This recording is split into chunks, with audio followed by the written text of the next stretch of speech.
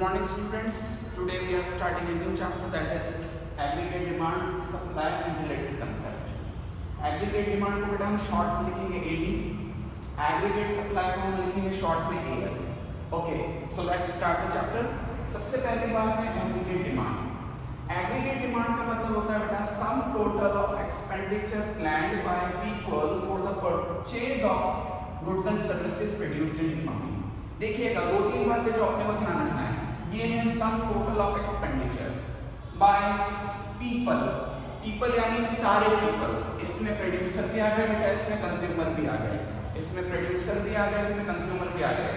Producer demand करेंगे capital goods की या इंटरमीडिएट गुड्स की. इसके अलावा कंज्यूमर डिमांड करेंगे फाइनल कंज्यूमर गुड्स की. Final consumer goods, intermediate goods, producer goods या कैपिटल गुड्स क्या होते हैं फर्स्ट चैप्टर में हम डिस्कस करके आ चुके हैं. तो AD का मतलब है sum total of expenditure planned by people. People में दोनों तरीके के पीपल आ जाएंगे बेटा, कंज्यूमर्स भी आ जाएंगे, प्रोड्यूसर्स भी आ जाएंगे. तो इसका मतलब हर तरीके का गुड इसमें डिस्कस होगा. दैट इज इंटरमीडिएट गुड भी आएगा, कैपिटल गुड भी काउंट होगा और इसमें काउंट होगा आपका कंज्यूमर गुड भी. और ये गुड्स कहाँ परचेज कहाँ प्रोड्यूस्ड होने चाहिए या सर्विसेज कहाँ प्रोड्यूस होनी चाहिए, इकोनॉमी में प्रोड्यूस होनी चाहिए. अब एक बात ध्यान रखिएगा, हम यहाँ पर क्वांटिटी की बात नहीं करेंगे, हम सीधे बात करेंगे कि इसके ऊपर खर्चा कितना हो रहा है. हम ये नहीं कहेंगे कि टोटल डिमांड 10 किलो है, 50 किलो है, 50 केजी है, 5000 केजी है. No, we will talk about total figure कितना खर्च हो रहा है. एक चीज और कि यहाँ पर हम एक्चुअल एक्सपेंडिचर्स की बात नहीं करेंगे, हम बात करेंगे प्लान्ड एक्सपेंडिचर्स की. जैसे हम जानते हैं कि हम अपने अगले साल का बजट या अगले महीने का बजट बनाकर रखते हैं, तो सेम वे हम क्या करेंगे इस कंसेप्ट के अंदर पूरी इकोनॉमी में साल भर में कितनी डिमांड आने वाले टाइम में हो सकती है उसका एस्टिमेट लगाएंगे.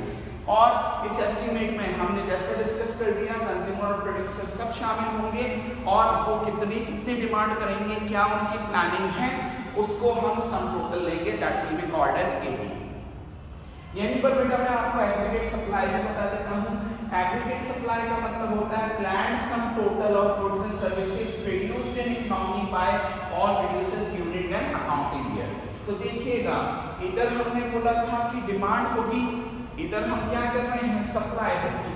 इधर हम प्लान डिमांड की बात कर रहे हैं, plan demand by all consumer as well as producers, जबकि इधर हम बात कर रहे हैं प्लान सप्लाई या plan production by all producers. ठीक है. अगेन ये एक अकाउंटिंग ईयर के ऊपर कंसेप्ट चलेगा, ये भी एक अकाउंटिंग ईयर पे चलेगा, यानी 1 ईयर का कंसेप्ट हम इसको पढ़ेंगे. ओके, नाउ अब देखते हैं कि इसकी थ्योरीज क्या होती हैं. तो जैसे जैसे चैप्टर और आगे बढ़ेगा आपको चीजें कंसेप्ट क्लियर होते रहेंगे. अगला कंसेप्ट जो हमने पढ़ना है वो है AD का, कि AD can be studied in connection to two things. AD को दो तरीके से पढ़ा जा सकता है या रिलेट करके पढ़ा जाता है. एक तो इसको रिलेट कर सकते हैं हम इनकम लेवल से और एक इसको हम कनेक्ट कर सकते हैं जनरल प्राइस लेवल से. AD को पढ़ने के इकोनॉमिक्स में बेटा दो तरीके हैं, एक है इनकम लेवल के साथ पढ़ना, एक है जनरल प्राइस लेवल के साथ पढ़ना. जब इनकम लेवल के साथ इसको पढ़ा जाता है तो इनकम लेवल जिसको हम Y से शो कर रहे हैं और AD जो हमारा एग्रीगेट डिमांड का शॉर्ट फॉर्म है. तो इनकम लेवल और AD में पॉजिटिव रिलेशन होता है, यानी अगर इनकम इंक्रीज होगी तो AD इंक्रीज होगा, इनकम डिक्रीज होगा तो AD डिक्रीज हो जाएगा. जबकि अगर हम इसको जनरल प्राइस लेवल के साथ कनेक्ट करके पढ़ें तो प्राइस और AD में बेटा इनवर्स रिलेशन होता है. अगर जनरल प्राइस लेवल अप जा रहा है तो AD फॉल करेगा, एंड अगर जनरल प्राइस लेवल फॉल कर रहा है तो AD राइज करेगा. हमारे कोर्स में, हमारे चैप्टर में हमें पढ़ना है ये वाला टॉपिक, इनकम लेवल के साथ AD को कनेक्ट करना. आप देख सकते हैं अगला मैंने एक शेड्यूल भी बना रखा है, तो मैंने इनकम और AD का शेड्यूल बनाया है. ऐसे इस चैप्टर में जितनी भी थ्योरीज पढ़ेंगे प्लस अगले चैप्टर जो भी इससे कनेक्टेड है उसमें जितनी भी जगह हम शेड्यूल्स बनाएंगे उसमें इनकम और AD का रिलेशन हम पढ़ेंगे. तो हमें जनरल प्राइस लेवल और AD को नहीं पढ़ना है. अगली चीज AD जिसको हम एग्रीगेट डिमांड बोलते हैं, उसका स्ट्रक्चर क्या है. तो AD का स्ट्रक्चर या कंपोनेंट्स ऑफ AD क्या है, इसके लिए हम जाएंगे 3 डिफरेंट इकोनॉमीज में. एक 2 सेक्टर इकोनॉमी में, एक 3 सेक्टर में और एक 4 सेक्टर इकोनॉमी में. टू सेक्टर इकोनॉमी जिसमें केवल दो पर्संस या दो चीजें ऑपरेट करती हैं, एक कंज्यूमर एक प्रोड्यूसर। थ्री सेक्टर इकोनॉमी वो होती है जिसमें तीन सेक्टर्स होते हैं, कंज्यूमर प्रोड्यूसर गवर्नमेंट, और फोर सेक्टर इकोनॉमी में चार सेक्टर होते हैं, consumer producer government and rest of the world. ये सब आपके बेटा इनिशियल चैप्टर्स में आप पढ़ के आ चुके हैं। ओके, कंज्यूमर्स का काम होता है बेटा गुड्स एंड सर्विसेज की डिमांड करना। कंज्यूमर्स का काम होता है गुड्स एंड सर्विसेज की डिमांड करना।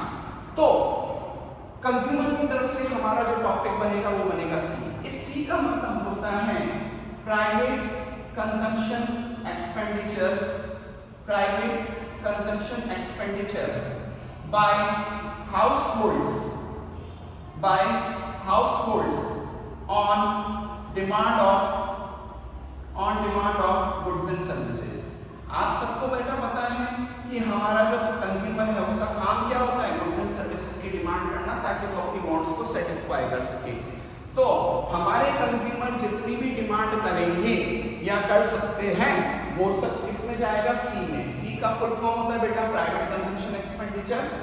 इसका मतलब क्या होता है, ये साल भर के अंदर या एक पर्टिकुलर टाइम पीरियड में हमारे कंज्यूमर गुड्स के ऊपर जितना खर्चा करेंगे for the satisfaction of wants, उसको हम सी में काउंट करते हैं। फुल नेम होता है प्राइवेट कंजम्पशन एक्सपेंडिचर। दूसरा इसमें जो पर्सन होता है वो होता है प्रोड्यूसर। दूसरा जो सेक्टर होता है वो होता है प्रोड्यूसर। प्रोड्यूसर की तरफ से हम पढ़ेंगे आई। आई का मतलब होता है बेटा private investment expenditure, private investment expenditure. First chapter बेटा याद करिएगा, आपने याद किया था कि जो हमारे प्रोड्यूसर होते हैं वो इन्वेस्टमेंट करते हैं। फिक्स्ड इन्वेस्टमेंट पढ़ के आए थे, ग्रॉस इन्वेस्टमेंट पढ़ के आए थे, नेट इन्वेस्टमेंट पढ़ के आए थे। तो प्रोड्यूसर क्या करता है, आई कहां से आता है, प्रोड्यूसर की तरफ से आता है बेटा। I is done by producer, और वो किसके ऊपर होता है, on capital goods and intermediate goods. ये दोनों कैपिटल गुड्स और इंटरमीडिएट गुड्स जो होते हैं बेटा प्रोडक्शन प्रोसेस में काम में आते हैं। ये आप पढ़ के आए हैं फर्स्ट सेकंड चैप्टर के अंदर। तो कंज्यूमर किसके ऊपर खर्चा कर रहा है, कंज्यूमर गुड्स के ऊपर खर्चा कर रहा है ताकि डिमांड सेटिस्फाई हो सके। प्रोड्यूसर किसके ऊपर खर्चा कर रहा है, प्रोड्यूसर कैपिटल गुड्स के ऊपर खर्चा कर रहा है और इंटरमीडिएट गुड्स के ऊपर खर्चा कर रहा है। तो उनको हम सी और आई टॉपिक से डिस्कस करेंगे। अब क्योंकि टू सेक्टर इकोनॉमी में मेरे केवल दो ही सेक्टर होते हैं, दो ही कमोडिटीज होती है, एक होता है कंज्यूमर और प्रोड्यूसर।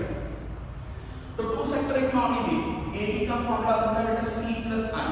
ये फॉर्मूला आपको याद करना पड़ेगा। प्लस ये सी आई और ये सारी चीजें आपके नेशनल इनकम वाले टॉपिक्स में बहुत डिटेल में डिस्कस हुई है।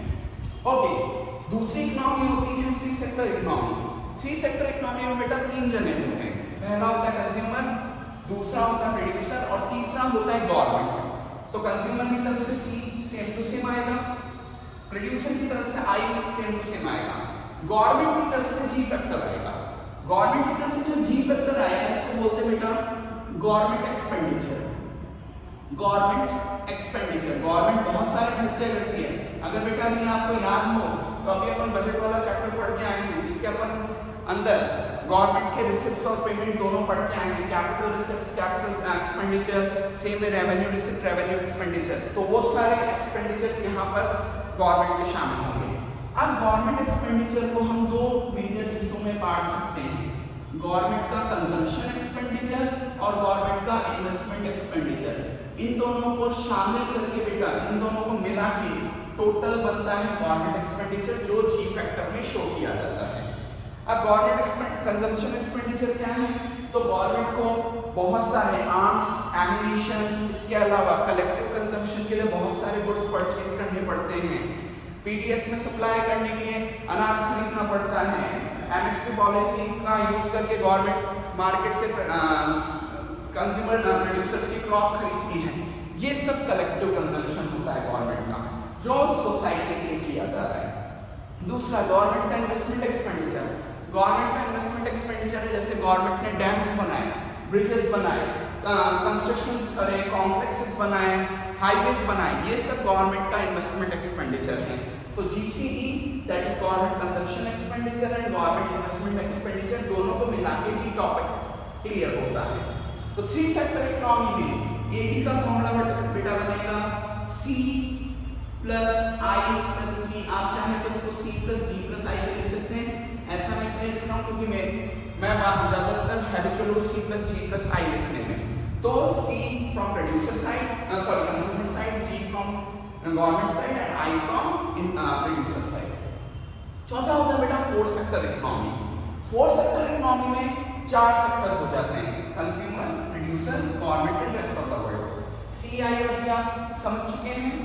लास्ट है rest of the world. Rest of the world का मतलब होता है बाहर की जितनी भी फॉरेन कंट्रीज हैं वो सब रेस्ट ऑफ द वर्ल्ड होती है। अब रेस्ट ऑफ द वर्ल्ड से मेजर हमारा जो ट्रांजैक्शन होता है वो होता है बेटा एक्सपोर्ट्स और इंपोर्ट्स का। एक्सपोर्ट को हम शो करते हैं एक्स से, इंपोर्ट को शो करते हैं एम से।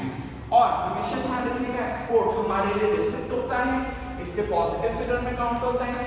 इंपोर्ट हमारे लिए नेगेटिव फिगर में होता है क्योंकि उससे आउटफ्लो ऑफ फॉरेक्स होता है। तो ये हम पढ़ जा चुके हैं। तो रेस्ट ऑफ द वर्ल्ड की तरफ से हमारा टॉपिक बनेगा x minus m।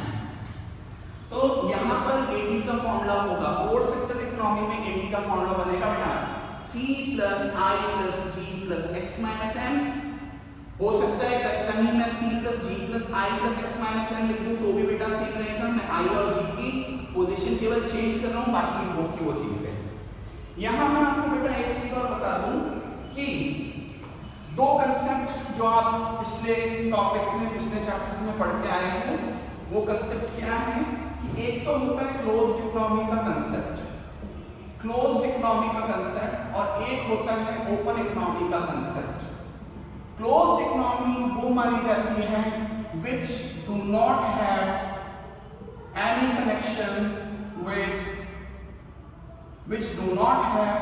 connection with rest of the world. ऐसी इकोनॉमी जिसका रेस्ट ऑफ द वर्ल्ड से कोई कनेक्शन नहीं है उसको हम क्लोज्ड इकोनॉमी में काउंट करते हैं।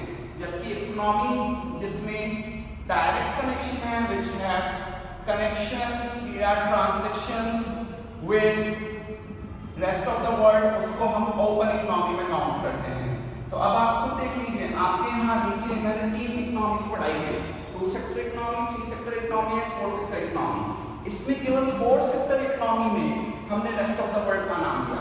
यानी ओपन इकोनॉमी कौन सी है? 4 सेक्टर वाली इकोनॉमी ओपन इकोनॉमी की तरह ट्रीटमेंट ले रही है।